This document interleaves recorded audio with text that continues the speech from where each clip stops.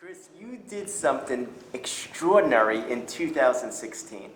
You cut the advertising time per episode, what you call the commercial load. Right. What did you do opposite what the rest of the industry was doing at the time? Crazy. Because I think, again, if we're trying to appeal to younger audiences who have been raised in a world of streaming services where they can watch content without commercials, to constantly clutter the environment is counterintuitive if you're trying to draw more viewers and increase your length of tune. So, and again, we wanted to make the network more premium, and we needed to grow our CPMs, which is what advertisers pay for to get X number of impressions for viewers. So what we decided is we wanted to declutter the environment, because having been at Viacom, I had seen by overstuffing shows with commercials, you make more money. Some networks will, and this was happening at True when I got there, will actually speed up the show so that it is shorter, so you can put another 30-second commercial in there, right? And you're making that much more money. But what you're doing is the commercial breaks are getting longer and longer, your content's getting shorter and shorter, and all of a sudden this is not a great experience anymore. And younger audiences are just not going to stay for that. So we made the decision to cut our commercial load and promo load in half. We added 3 minutes to every half hour, so we started making longer shows, fewer commercials, and then we charge more for those commercials. And the way you're able to charge more for those commercials is because those commercials are in a less cluttered landscape, they stand out more, and we had custom research that showed that audiences had higher recall for those products, that they had a higher intent to buy, and now we've done research that... Don't fast forward as much. Right, yeah, because the breaks are over like that, so it increases length of tune. But we've actually been able to show by tying Nielsen ratings to credit card data, which is terrifying that they can do that, we showed that if you see a Taco Bell commercial, in our environment, you're between 4 to 16 times more likely to spend at Taco Bell. We can prove to them that we are actually driving higher sales because their commercial was in this environment. So it's a smart financial decision, but it started with, let's deliver the most premium experience. How others in the industry followed you? Some people are, but in very small tests. Like other networks will say they're cutting their commercial loads, but they'll do it in 1 hour a week or whatever. We do it in all our premieres. So we do it in all of our premieres, and now we've expanded out where 33% of our total schedule is in this format, and over the next 2 years, it will grow to 100%.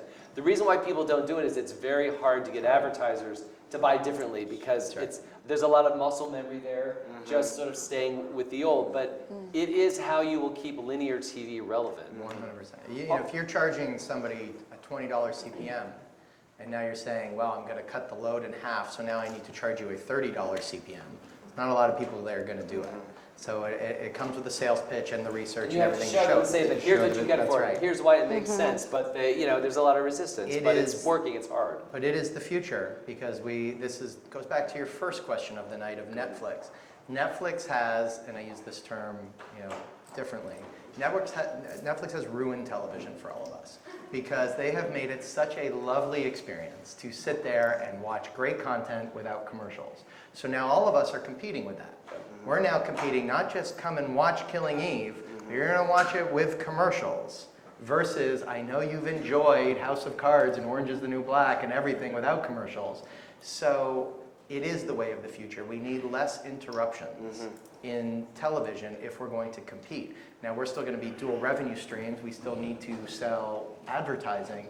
But if you're focusing on what's best for the viewer, smaller it's finding that balance. Is going to happen. Yeah. The audience will accept commercials, right? One, if they're entertaining and engaging and relevant to them, but it's finding that balance between not having too much. And as viewers, no matter what, whether you're in a Netflix environment or in the linear environment, you're paying for the content either with your wallet by signing up through a subscription service or with your time.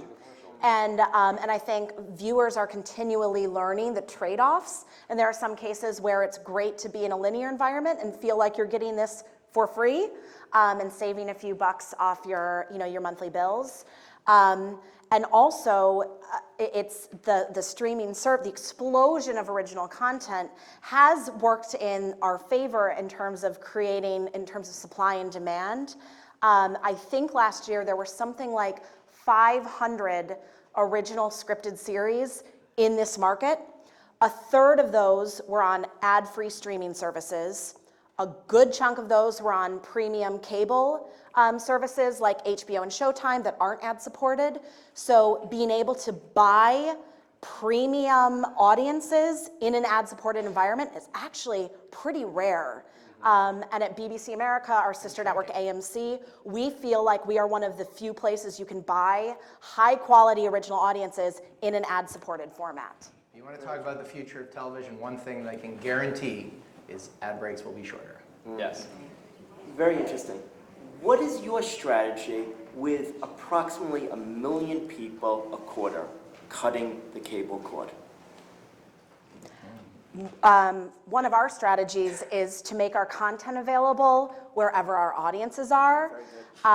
We have been an early and frequent supporter of what's called virtual MVPDs. So they're over-the-top skinny bundle cable services. You may have heard of like Sling TV or DirecTV Now.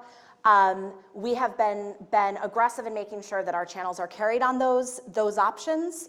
And then we're not shy about putting our content on a lot of different platforms, believing that there's value in building audience bases. And once you've created fans, the people who found Killing Eve, after the linear window, whether it was on our VOD service or on EST or on Hulu, we believe they will convert to the linear experience for a season 2. Well, I told because you I'll watch it live. I will watch that show live. it's become must-watch television. So if you create deeply engaging enough content, there's still value in watching it real time with a community of other people that are experiencing the same thing in the same moment. And I think that real-time experience is something that is unique to linear and can help continue to differentiate our experience from a streaming service. I think to your point is things are going to live in both worlds. Yep. Right? Like linear TV is not going to go away and streaming services will proliferate and content will live on both. We have content right now on both. Some of our shows are on Netflix as well as on linear. There's like a 5% duplication between the two. They're not actually cannibalizing each other. So I think more and more as NBCU is launching their streaming service and AT&T is launching theirs and Disney, Fox, everything, I think you're going to see, at least for a period of time, content living in both worlds. And then we'll see how they ultimately merge together in some way down the line. But there's no doubt there's tremendous disruption and evolution, but I don't think any one thing is going to eliminate the other because they each serve their own purpose.